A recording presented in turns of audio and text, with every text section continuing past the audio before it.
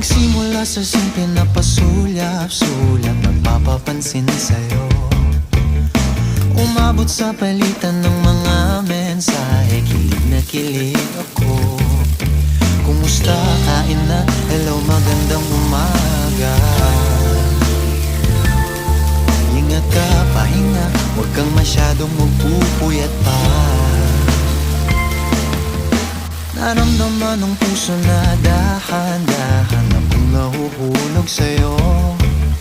Sa kada araw natin na pag-uusap, meron nang